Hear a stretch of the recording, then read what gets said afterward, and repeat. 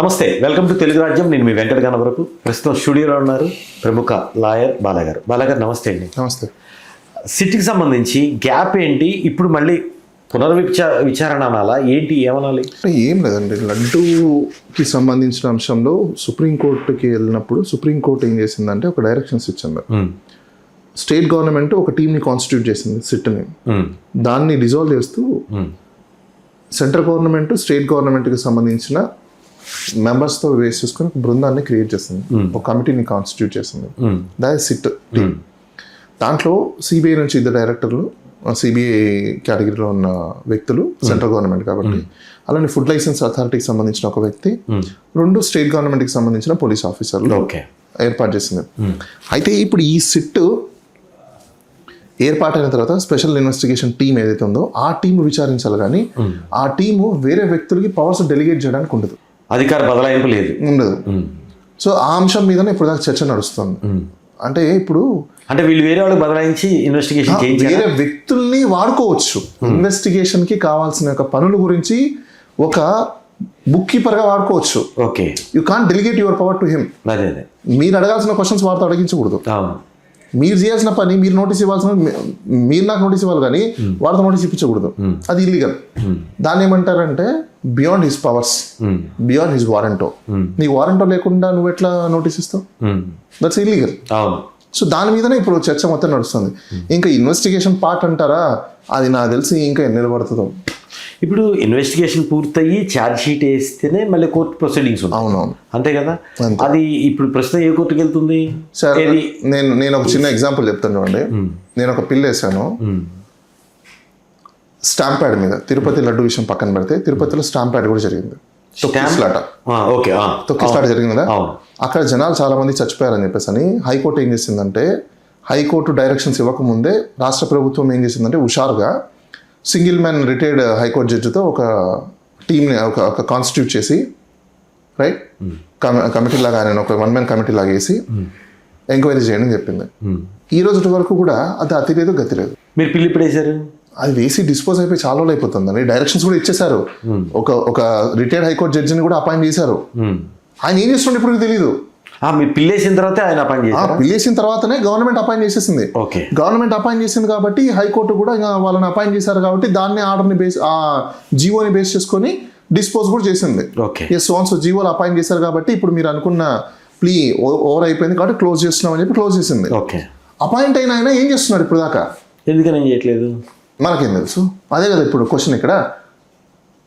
ఇప్పుడు ఆయనని అపాయింట్ చేసిన తర్వాత పిటిషనర్లు ఎవరెవరైతే పిటిషన్స్ చేశారో వాళ్ళకి కనీసం రెస్పాన్సో, ఇన్ఫర్మేషనో, నేను ఇది చేస్తున్నానో ఇంకోటి చేస్తున్నానో ఇంటిమేషన్ అనేది, యాక్టివిటీ ఏంటనేది ఏం లేదు.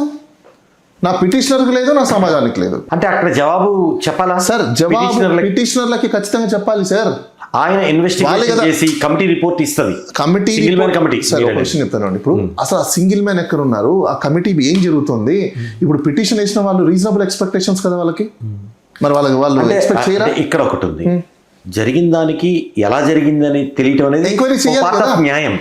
సార్ ఒకటి, మీరు ఎంక్వైరీ చేస్తున్నది ఫ్రీ అండ్ ఫేర్ గా చేస్తున్నారా, బయాస్డ్ గా చేస్తున్నారా, లేకపోతే ఇంకొకరికి ఫేవర్ గా చేస్తున్నారు అనేది తెలియాలి కదా. రిపోర్ట్ వస్తే కానీ తెలియదు కదా. నేను అదే అంటున్నా, అసలు నువ్వు చేసేదే తెలియదు. ఫస్ట్ నువ్వు రిపోర్ట్ ఎలా ఇస్తావు, ఎవరికి నమ్మకం ఉంది అక్కడ? నువ్వు చేసే ప్రొసీజరే కనీసం పిటిషనర్లకైనా చెప్పాలా? ప్రొసీజర్ పిటిషన్ చెప్పాలా?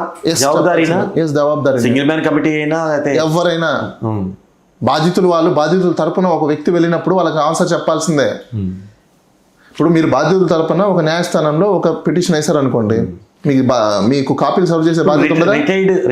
దాన్ని ఆడియో పాఠం అంటారు. రిటైర్డ్ జడ్జితో కమిటీ చేస్తే అది కాన్స్టిట్యూషన్ గా అంటే ఈవెన్ హైకోర్టు అపాయింట్ చేసినప్పుడు, హైకోర్టు కాన్స్టిట్యూట్ చేసినప్పుడు దానికి ఒక గుర్తింపు ఉంటుంది, దానికి శాంటిటీ ఉంటుంది, ఖచ్చితంగా ఉంటుంది. ఉన్నప్పుడు వాళ్ళకి పవర్స్ ఉంటాయి.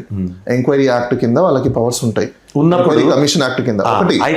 ఎంక్వైరీ ఉంటుంది, అంటే డిస్క్రిషనరీ పవర్ ఉంటుంది. అంటే డిస్క్రిషనరీ పవర్ అంటే మీకు నచ్చింది మీరు చేసుకోవాలి అలా అని కాదు. నేను అనేది ఇప్పుడు మన జడ్జిలకి ఏంటి జవాబుదారీ, వాళ్ళకి ఎవరు నోటీసులు పెడితే అన్ని ఉంటాయండి వాళ్ళకి. ఆల్ పవర్స్ ఉంటాయి. వాళ్ళు ఎంక్వైరీ చేయడానికి వాళ్ళ ప్లేసెస్కి వెళ్ళచ్చు, సమ్మనింగ్ చేయొచ్చు, అందరినీ పిలవచ్చు, ఇన్ఫర్మేషన్. ఇప్పుడు నేనేమంటున్నా, ఎవరైతే పిటిషన్ వేశారో వాళ్ళని కలిసి పిలిచి ఇన్ఫర్మేషన్ తీసుకున్నావా ఈ రోజున? నేను అదే అంటున్నానండి. ఇప్పుడు నేనేమంటున్నా, నిన్ను ఒక ఎంక్వైరీ పర్సన్గా అపాయింట్ చేశాడు, నువ్వు ఇప్పుడు 10 చోట్లకి వెళ్ళావు, ఎంక్వైరీ చేసావు, వన్ సైడ్ ఇన్ఫర్మేషన్ వింటున్నావు తప్ప అదర్ సైడ్ ఇన్ఫర్మేషన్ నీకు తెలియదు కదా, మరి నువ్వు ఏం రిపోర్ట్ రెడీ చేస్తావు? అంటే పార్షియాలిటీ ఉందంట. అయిపోయింది కదా ఇంకా అక్కడ. ఇప్పుడు పిటిషన్లు ఎవరైతే వేస్తారో ఆ పిటిషనర్లను పిలిచి పిటిషనర్ దగ్గర నుంచి ఇన్ఫర్మేషన్ ఏమైనా అడిగావా? ఈ రోజు వరకు వేసి ఎన్ని రోజులు అవుతుంది? ఆల్మోస్ట్ 8 నెలలు కానికి వస్తుంది. ఏం చేసావు 8 నెలలు? ప్రొసీడింగ్ 8 నెలలు ఏం చేసావు? 8 నెలలు ఏం చేసావు? ఏమి లేదు. కనీసం పిటిషనర్లకు ఒక నోటీస్ ఇచ్చి ఇదిగో పలానా వ్యక్తి నాకు ఇన్ఫర్మేషన్ కావాలనో నాకు అంటే నీకు నీ దగ్గరకు వచ్చిన ఇన్ఫర్మేషన్ కంప్లీటెడా? ఎంక్వైరీ ఏ పాయింట్ ఆఫ్ వ్యూలో మనం ఎంక్వైరీ చేయాలనేది గైడెన్స్ ఇవ్వచ్చా? డెఫినెట్గా ఇవ్వచ్చు. ఎందుకు ఇవ్వకూడదు? అసిస్టెన్స్ కమిటీకి ఇవ్వచ్చు, అసిస్టెన్స్ చేయొచ్చు. వాళ్ళు రాంగ్ రూట్ లో వెళ్తున్నారన్నప్పుడు ఖచ్చితంగా గైడ్ చేయొచ్చు వాళ్ళని. No you're going in wrong way. ఎట్లా డైరెక్ట్ త్రూ కోర్టా? ఇక్కడ త్రూ కోర్ట్ లేదండి, ఇంకా ఆల్రెడీ కోర్ట్ ఎప్పుడో అయిపోయింది. ఇప్పుడు ఈయన కమిటీని అపాయింట్ చేశారు, కమిటీ తప్పు కమిటీకి వెళ్ళాలి, మళ్ళీ కోర్టుకి వెళ్ళొచ్చు, మళ్ళీ కోర్టుకి వెళ్ళొచ్చు. ఫస్ట్ కమిటీకి చెప్పాలి, బాబు మీరు ఇలా తప్పులు చేస్తున్నారు, ఇక్కడ తప్పు చేస్తున్నారు, ఇది చూసుకోండి అని అసిస్టెన్స్ చేయొచ్చు. ఆ అసిస్టెన్స్ ని పట్టించుకోలేదు అనుకోండి, డెఫినెట్ గా కోర్టుకి వెళ్ళొచ్చు. కోర్టు మళ్ళీ గైడెన్స్ ఇస్తుందా? డెఫినెట్ గా ఇస్తుంది.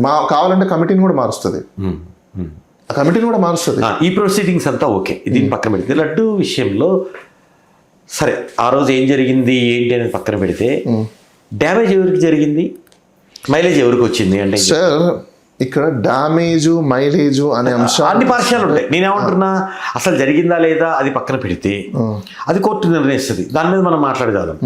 నేనేమంటున్నా, సిట్ వేశారు, సిట్ ఎంక్వైరీ చేసి ఛార్జ్ షీట్ సబ్మిట్ చేస్తుంది, కోర్టు నిర్ణయం తీసుకొని వర్డిక్ట్ ఇస్తుంది, అదే ప్రాసెస్, దాన్ని మనం మాట్లాడగలం.